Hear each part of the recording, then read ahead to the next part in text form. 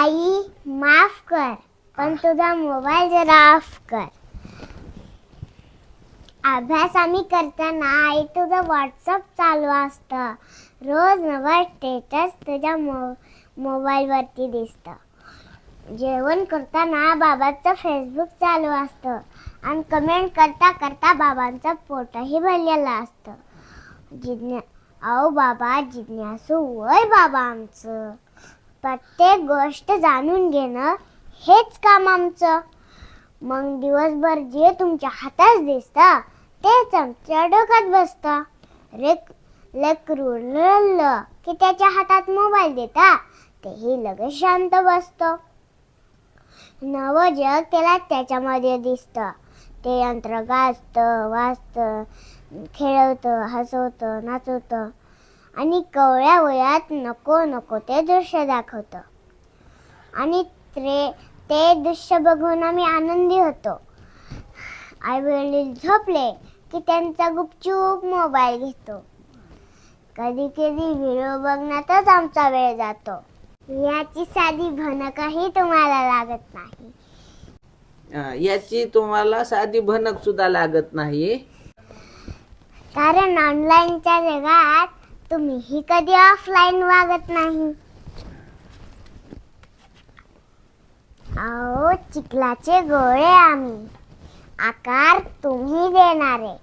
आजारी पडलो आम्ही तर अस्वस्थ तुम्ही होणारे. दिवसभर आमच्यासाठी कष्ट करणारे तुम्हीच. पण आज तुमच्या आणि आमच्यामध्ये एक दरी पडली आहे. मोबाईल नावाची व्याधी इथं सगळ्यांनाच जडली आहे. पण लवकरच या व्याधीचा उपाय शोधला पाहिजे. आणि रडणाऱ्या लेकरांच्या हातात आजी आजोबांचा हात दिला पाहिजे. मोबाईल नाही, मोबाईल करण्याआधी त्याला रामकृष्ण कळायला पाहिजे. आई वडिलांचं स्वप्न पूर्ण करणारा माझा शिवबा कळायला पाहिजे.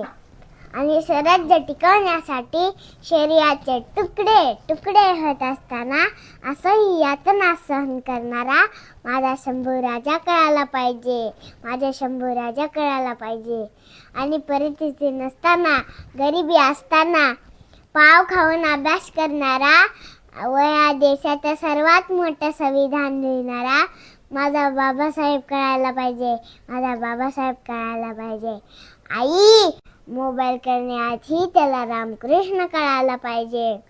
मोबाईल करण्याआधी त्याला रामकृष्ण कळायला पाहिजे.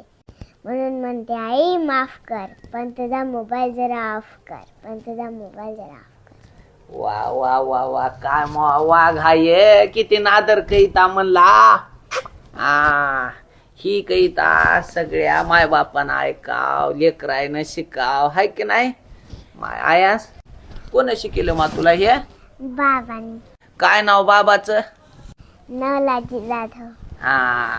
नादर शिकेले मा बाबानं तुला, हाय की नाही. म्या नंतर बाजारला गेल्यावर तुला चॉकलेट आणतो मा वागा. ओके, किती नादर म्हणली कहीता.